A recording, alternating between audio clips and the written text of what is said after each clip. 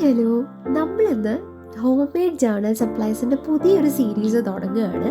ഞാൻ ആദ്യം normal journal supplies ചെയ്ത സമയത്ത് കുറേ പേര് വന്ന് ചോദിച്ചിട്ടുള്ളത് കവായി ജേർണൽ സപ്ലൈസ് ആയിരുന്നു. അപ്പോൾ അതും ചെയ്ത് കഴിഞ്ഞപ്പോൾ ഇപ്പോൾ വിൻറ്റേജ് ചോദിച്ചിട്ടാണ് ചിലരൊക്കെ വരുന്നത്. അപ്പോൾ വിൻറ്റേജിനുള്ള പരിപാടി നമ്മളിന്ന് സ്റ്റാർട്ട് ചെയ്യുകയാണ്. അപ്പോൾ ഇത്രയും കട്ടപ്പോൾ നിങ്ങൾക്ക് ഒരു കാര്യം പിടികിട്ടി കാണും. ഇത്തവണ നമ്മൾ ജേർണൽ തന്നെ നമ്മൾ തന്നെയാണ് ഉണ്ടാക്കിയെടുക്കുന്നത്. അപ്പോൾ എൻ്റെ കയ്യിലുണ്ടായിരുന്ന കുറച്ച് പഴയ നോട്ട്ബുക്സ് എടുത്തിട്ടുണ്ട്. അതിൽ നിന്ന് അൺയൂസ്ഡ് ആയിട്ടുള്ള പേപ്പർ എടുത്തിട്ടുണ്ട്. ഇതുപോലെ ഒരു പേപ്പറിനെ രണ്ടായിട്ട് ഫോൾഡ് ചെയ്തിട്ട് 3 സൈഡും ഒന്ന് കീറി കൊടുത്തിട്ടുണ്ട്. അപ്പോൾ ഒരു പഴയ ലുക്ക് കിട്ടും. ഇനി നമ്മൾ കോഫി പൗഡറാണ് ആഡ് ചെയ്യാനുള്ളത്. അപ്പോൾ കോഫി പൗഡർ വന്നിട്ട് ഞാൻ 2 രൂപയുടെ സാഷ പാക്ക് 1 ഗ്ലാസ് വെള്ളത്തിലാണ് ഞാൻ മിക്സ് ചെയ്തേക്കുന്നത്. അപ്പം നിങ്ങൾക്ക് കുറച്ച് ഡാർക്കായിട്ടുള്ള കളറ് വേണം എന്നുണ്ടെങ്കിൽ 2 പാക്ക് യൂസ് ചെയ്യാം, അല്ലെങ്കിൽ വെള്ളം കുറച്ച് യൂസ് ചെയ്യാം. ഞാനിവിടെ എനിക്ക് ഭയങ്കര ഡാർക്കായിട്ട് വരുന്നൊരു കളർ എനിക്ക് ഇഷ്ടമില്ല, അതുകൊണ്ട് ഞാൻ ഇങ്ങനെയാണ് എടുത്തേക്കുന്നത്. ഇനി ഇതിൻ്റെ മെയിൻ പാർട്ടെന്ന് പറയുന്നത് ഇതെങ്ങനെ ഡ്രൈ ചെയ്യും എന്നുള്ളതാണ്. അപ്പോൾ ഓരോരുത്തരുടെ ചോയ്സാണ്. നിങ്ങൾക്ക് കുറേ ടൈം ഉണ്ട് എന്നുണ്ടെങ്കിൽ നിങ്ങൾക്ക് എയർ ഡ്രൈ ചെയ്യാം, അല്ലെങ്കിൽ വെയിലത്ത് വയ്ക്കാം. ഞാൻ ചെയ്തേക്കുന്നത് അയൺ ചെയ്തെടുക്കുകയാണ് ചെയ്യുന്നത്. അപ്പോൾ വെള്ളത്തോടു കൂടെ എടുത്ത് വെച്ചിട്ടാണ് അയൺ ചെയ്യുന്നത്. അപ്പോൾ അത് ശ്രദ്ധിച്ചോണം. പക്ഷേ എനിക്ക് ഭയങ്കര ഇഷ്ടമാണ്. അപ്പം അയൺ ചെയ്ത് കഴിയുമ്പോൾ ഈ പേപ്പറിൻ്റെ ഒരു പ്രത്യേക സൗണ്ടും ഒരു പ്രത്യേക ടെക്സ്ചറും ഒക്കെ ആയിരിക്കും. അതെനിക്ക് ഇഷ്ടമായതുകൊണ്ടാണ് ഞാൻ അങ്ങനെ എടുത്തേക്കുന്നത് കേട്ടോ. പിന്നെ കളറ് കാണിക്കാൻ വേണ്ടിയിട്ട് ആ ഒരു ചേഞ്ച് മനസ്സിലാവാൻ വേണ്ടിയിട്ടാണ് ഞാൻ വൈറ്റ് പേപ്പറിൽ വെച്ച് കാണിച്ചത്. അത് കഴിഞ്ഞിട്ട് ഇതെല്ലാം കൂടെ ഒരുമിച്ചൊന്ന് വെക്കുക. നമ്മൾ പണ്ട് സ്റ്റിക്കി നോട്ട്സ് ഉണ്ടാക്കിയത് ഓർമ്മയുണ്ട്. അപ്പം അതേപോലത്തെ സ്റ്റെപ്പാണ് നമ്മൾ ഫോളോ ചെയ്യുന്നത്. അപ്പം നല്ലോണം ഒന്ന് ഫെവിക്കോൾ തേച്ച് കൊടുക്കുക. എന്നിട്ട് വെയിറ്റ് ഉള്ളൊരു സാധനം എടുത്ത് വെക്കുക. വീഡിയോയിൽ കാണുന്ന പോലെയല്ല, ഒരു 10-15 മിനിറ്റെങ്കിലും ഇത് അതേപടി ഒന്ന് വെച്ചേക്കണം. എന്നാലും ഇതൊന്ന് മൊത്തമായിട്ടൊന്ന് സെറ്റായി വരത്തുള്ളൂ. കൂടുതൽ ടൈം വെക്കാൻ പറ്റുമെന്നുണ്ടെങ്കിൽ ഒരു സെക്കൻഡ് കോട്ടും കൂടെ അടിച്ചതിന് ശേഷം അങ്ങനെ തന്നെ മാറ്റി വെച്ചേക്കാം.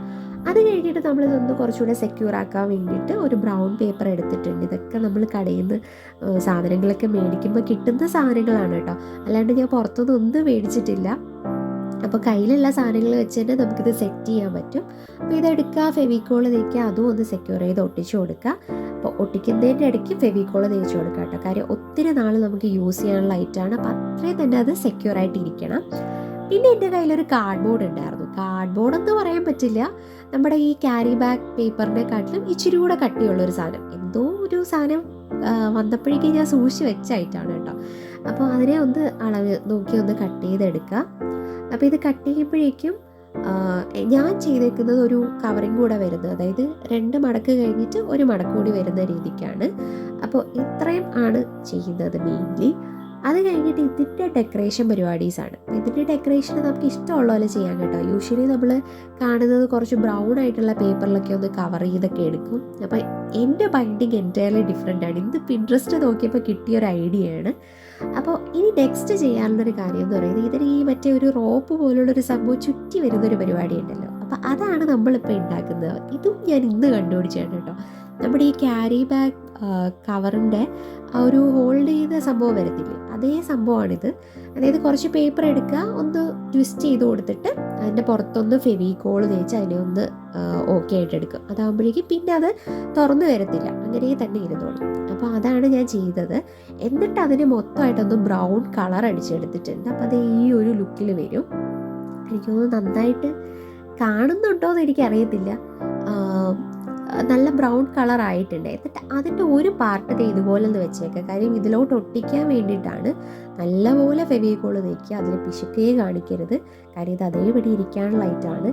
അപ്പോൾ നല്ലപോലെ ഫെവിക്കോൾ തേച്ചിട്ട് ഇതുപോലെ ഒന്ന് ഒട്ടിച്ചെടുക്കുക.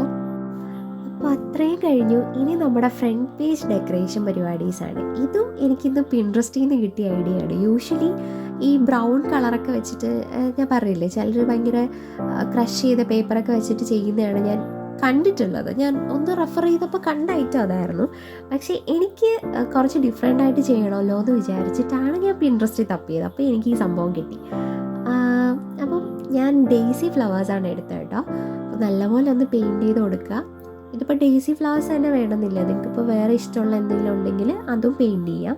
ഇത്രയും കഴിഞ്ഞിട്ട് നമ്മൾ ഉണ്ടാക്കി വെച്ച പേപ്പർ ആ ഒരു സെറ്റ് ഒരു സൈഡിൽ മാത്രം ഫെവിക്കോൾ തേച്ച് അതൊന്ന് ഒട്ടിച്ചു കൊടുക്കുക. പിന്നെ ഞാൻ എക്സ്ട്രാ ചെയ്തൊരു കാര്യം എന്ന് പറയുന്നത്, ഈ റോപ്പിൻ്റെ അറ്റത്ത് ഒരു സംഭവം ഞാൻ ഹാങ് ചെയ്തിട്ടിട്ടുണ്ട്. അത് കണ്ടാലറിയാം, പഴയ ഒരു കീ ചെയിനിലുള്ളൊരു സാധനമാണ് കേട്ടോ. ഇതുപോലൊരു വിൻറ്റേജ് ലുക്കുള്ള എന്തെങ്കിലും ഉണ്ടെങ്കിൽ നിങ്ങൾക്കും അതുപോലെ ഹാങ് ചെയ്തിടാം. പിന്നെ ഞാൻ ഫ്രണ്ട് കവർ പേജിൽ മൈ സ്റ്റോറിന്നും കൂടെ എഴുതി കൊടുത്തിട്ടുണ്ട്. ഇതും ഞാൻ പിൻട്രസ്റ്റിൽ നോക്കിയപ്പോഴേക്കും ഈ ബ്ലാങ്ക് സ്പേസിൽ ചില വൈറ്റ് റൈറ്റിങ്സ് വരുന്നുണ്ട്. അപ്പോൾ അത് നല്ല ഭംഗിയുണ്ട്, അങ്ങനെ ചെയ്തതാണ്. ഇത്രയേ ഉള്ളൂ. അപ്പോൾ എന്തായാലും നമ്മുടെ ജേർണൽ കംപ്ലീറ്റ് ആയിട്ടുണ്ട്. അപ്പോൾ ജേർണൽ സപ്ലൈസ് ഇനി ഉണ്ടാക്കാനും ജേർണലിങ് ചെയ്യാനൊക്കെ നിങ്ങൾ വെയിറ്റ് ചെയ്തോളൂ. പിന്നെ നമ്മൾ 3K ഫാമിലി ആയിട്ടുണ്ട്. അത് കഴിഞ്ഞിട്ടുള്ള ഫസ്റ്റ് ലോങ് വീഡിയോ ആണിത്. അപ്പോൾ എല്ലാവരും സപ്പോർട്ട് ചെയ്യുക, ട്രൈ ചെയ്യുക, ലൈക്ക് ചെയ്യുക. Bye bye.